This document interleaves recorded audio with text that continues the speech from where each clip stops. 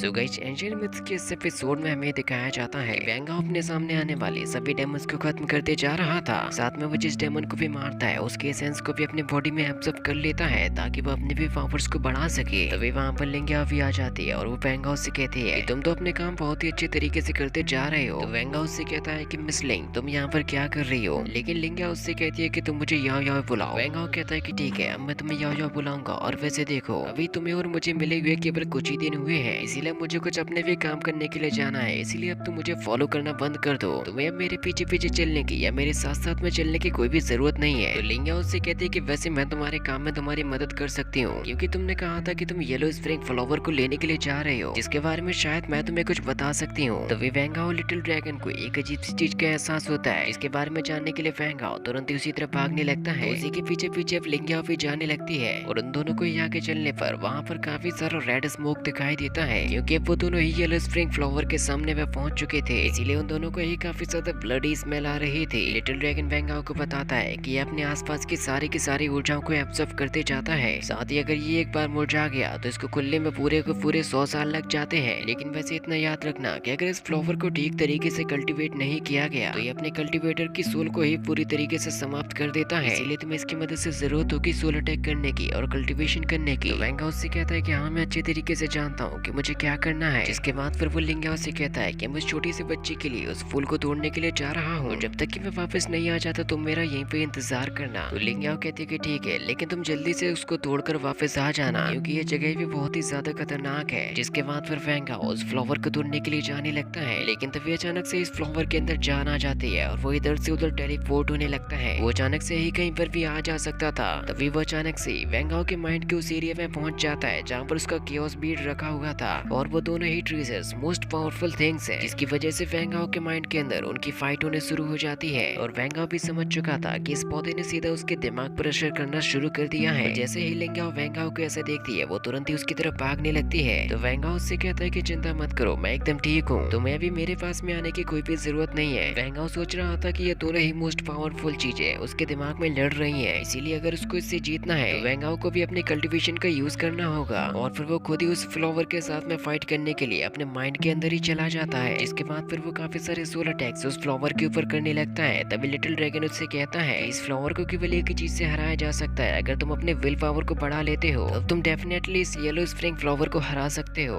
और फिर वेंगा यहाँ पर काफी सारी एनर्जी को कंज्यूम करके उस येलो स्प्रिंग फ्लावर के ऊपर वार कर देता है, जिसकी वजह से अब वो हार कर एक लोटस में बदल जाता है और वो सीधा आने लगता है वेंगाओ की तरफ, जिसको फिर वेंगाओ तुरंत ही कल्टीवेट करके उसको अपनी बॉडी में एब्सॉर्ब कर लेता है। लिंगिया भी इससे काफी खुश हो जाती है। वो कहते हैं कि चलो तुमने फाइनली येलो स्प्रिंग फ्लावर को रिफाइन कर लिया। वेंगाओ कहता है कि हाँ चलो, मेरा काम भी पूरा हो चुका है, इसीलिए वक्त आ चुका है कि एकेडमी वापस चला जाया जाए। इसके बाद अब हमें एकेडमी में तायरेज को दिखाया जाता है, जो कि वेंगाओ के लिए यहाँ के रेस्टोरेंट की एक नई डिश लाया हुआ था। वो कहता है कि जरूर बुलर वेंगाओ को ये पसंद आएगी। और तायरेज जैसे ही वहाँ का गेट खोलता है वो देखता है कि वेंगाओ तो लिंगियाओ के हाथों से खाना खा रहा है। तो फिर तायरेज हंसते हुए कहता है कि वैसे तुम लोगों को अपना काम कंटिन्यू रखना चाहिए। तो फिर लिंगियाओ लगातार ही वेंगाओ को अपने हाथों से ही खाना खिलाते रहती है, लेकिन ये सब कुछ देखना तायरेज को बिल्कुल भी पसंद नहीं आ रहा था। तो फिर ऐसा देखते हुए वेंगाओ लिंगियाओ से कहता है कि रहने दो, मैं अपने हाथों से ही खा लूंगा। जिससे कि फिर लिंगियाओ चिल्लाते हुए कहती है जब मैं तुम्हें अपने हाथों से ही खिला रही हूँ तो तुम्हें इसमें क्या परेशानी है, और वैसे भी जब हम लोग फॉरेस्ट में फंसे हुए थे तब तुमने भी मुझे इसी तरीके से खाना खिलाया था। तो वेंगाओ कहता है कि वो वक्त कुछ अलग था और अब बात कुछ अलग है, लेकिन लिंगियाओ नाराज होते हुए कहती है कि जल्दी से अपना मुंह खोलो। और ऐसा देखते हुए तायरेज इस बारे में सोच रहा था चलो 7 याओ में से कम एक तो कम हुआ कि लिंगियाओ वेंगाओ की तरफ हो चुकी है। इसके बाद अब हमें जोशान को जाते हुए दिखाया जाता है, लेकिन फिर तभी वेंगाओ उसको पकड़ के एक तरफ खींच लेता है। तो फिर जोशान वेंगाओ से कहता है कि ब्रदर आपने मुझे इस तरफ क्यों खींच लिया, क्योंकि वैसे भी मिस लिंग तो आपको हर जगह पे ढूंढती फिर रही है। तो वेंगाओ कहता है कि बिल्कुल शांत रहो, मैं उसी से तो यहाँ पर चिपता फिर रहा हूँ, इसीलिए प्लीज तुम मेरे लिए कोई ऐसी जगह ढूंढो जहाँ पर मैं आराम से शांति से बैठ सकूं, क्योंकि आज दिन भर से ही उसने मेरा दिमाग पका दिया है। तो फिर जोशान वेंगाओ को अपने साथ में ले जाने लगता है, लेकिन तभी उन लोगों को पीछे से किसी की आवाज आती है, तो वो दोनों ही वहीं पर रुक जाते हैं। और वो वेंगाओ से कहता है कि वैसे मैंने सुना है कि तुम्हारे पास में डायमंड बीस्ट का इस क्रिस्टल है जो कि तुम्हें वेव क्लिफ के अंदर मिला था। वेंगाओ सोच रहा था कि इसको पता नहीं इसके बारे में कैसे पता चल गया। तो फिर वेंगाओ उस बंदे से कहता है कि मुझे पता है, तुम्हें जरूर लियो ने ही बताया होगा। तो वो बंदा कहता है कि बेशक मुझे तो वही बताएगी, क्योंकि वो तो 7th याओ में से आती है, इसीलिए मैं तुमसे आराम से कह रहा हूँ कि तुम जल्दी से मेरे हवाले वो आइस क्रिस्टल कर दो। तो वेंगाओ उससे कहता है कि मैं किसी को भी अपनी कोई भी चीज फ्री में तो नहीं देता, तो तुम मुझे बताओ कि तुम मुझे कितना पैसा उसके लिए दोगे। तो फिर वो बंदा वैंग हाउ के सामने एक छोटा सा सिक्का फेंक देता है और कहता है कि वैसे मेरे ख्याल से तुम्हारी इतनी ही औकात है। तो फिर वैंग हाउ गुस्से के साथ में उस सिक्के में लात मारता है, जिससे कि उस बैड गाय को चोट लग जाती है। तो फिर तुरंत ही उसके पंटर लोग वैंग हाउ के ऊपर हमला करने के लिए जाते हैं, लेकिन वो दोनों ही एक एक पंच के अंदर उससे टकरा कर वापस आ जाते हैं। वो उन लोगों से कहता है कि तुम्हें शर्म नहीं आती कि तुम लोग इतनी जल्दी हार गए हो। जिसके बाद फिर वो बंदा खुद ही अपनी स्वॉर्ड को लेकर वैंग हाउ के ऊपर हमला करने के लिए जाता है, लेकिन वैंग हाउ अपने फर्स्ट मूव्स का यूज करते हुए वहाँ से तुरंत ही हट जाता है। लेकिन वो दोबारा से अपनी स्वॉर्ड को लेकर वैंग हाउ के ऊपर वार करता है, लेकिन इस बार वैंग हाउ उसे केवल अपने हाथों से ही रोक लेता है, जिसकी वजह से फिर जोशान को भी गुस्सा आ जाता है। तभी वो बंदा कहता है कि तुम मेरी इतनी पावरफुल स्वॉर्ड को इतनी आसानी के साथ में कैसे ब्लॉक कर रहे हो। जिसके बाद फिर वो दोनों ही लगातार एक दूसरे से टकराते रहते हैं, एक दूसरे को मारते रहते हैं, जिससे कि हमें भी यहाँ पर बहुत ही गजब का पावर क्लैशिंग देखने को मिल रहा था। वैंग हाउ उस बंदे से तगड़ी फाइट करने के लिए अपनी आइस स्वॉर्ड को भी यूज करने लगता है, लेकिन फिर ऐसा देखकर वहाँ पर लॉर्ड काउंसिल आ जाते हैं और वो वैंग हाउ से कहते हैं कि तुम अपने पावर्स का गलत इस्तेमाल कर रहे हो। साथ ही वो बंदा भी यहाँ पर वैंग हाउ से कहता है कि तुमने इस ट्रायल के दौरान जो हो सकता था तुमने वो किया ताकि तुम इस लिस्ट में नंबर टॉप पर रह सको, लेकिन इसी दौरान तुमने मेरे 2 ब्रदर्स को नुकसान पहुंचाया है। साथ ही तुमने मेरे एक लाइन स्टोन को भी तोड़ दिया है जो कि मेरी डीन द्वारा छोड़कर गए थे। तो फिर लॉर्ड काउंसिल तुरंत ही वैंग हाउ से कहते हैं कि वैंग हाउ तुम मुझे खुद ही बताओ क्या तुमने ये सच में किया है। तो वैंग हाउ कहता है कि हाँ मैंने किया, लेकिन लॉर्ड काउंसिल उसके आगे की सुनते ही नहीं है और वो कहते हैं तुम्हें पूरे 1 महीने तक हमारे इस अकेडमी से निकाला जाता है और तुम रहोगे यहाँ की सबसे खतरनाक क्लिफ के अंदर और यही तुम्हारी असली सजा है। तो फिर वैंग हाउ मास्टर से कहता है कि इसकी शुरुआत तो टैंगलिन ने ही की थी, तो फिर आप मुझे ही केवल क्यों सजा दे रहे हो। आप ही मुझे बताइए कि आखिर किस तरीके का न्याय है। तो लॉर्ड काउंसिल वैंग हाउ से कहते हैं क्या तुम मेरे दिए गए न्याय को नहीं मानोगे। वैंग हाउ जैसे ही वहाँ पर कुछ बोलने वाला था तभी वहाँ पर लिंग याव आ जाती है, इसकी वजह से वैंग हाउ तुरंत ही मास्टर से कहता है कि मैं यहाँ से क्लिफ की तरफ जा रहा हूँ। लेकिन टैंगलिन अभी भी इस सोच में पड़ा हुआ था कि आखिर वैंग हाउ ने उसकी इतनी खतरनाक ट्रिक्स को इतनी आसानी के साथ में ब्रेक थ्रू कैसे कर लिया। ऐसा कर पाने की ताकत केवल इस कॉलेज के फर्स्ट डीन के अंदर ही थी, लेकिन वैसे भी उनको तो कैद करके रखा गया था, इसीलिए उसको लगने लगा था कि जरूर वैंग हाउ ने की गैदरिंग के 8 लेवल को पार कर लिया है। और टैंगलिन की इसी सोच के साथ में ये एपिसोड भी यहीं पे खत्म हो जाता है।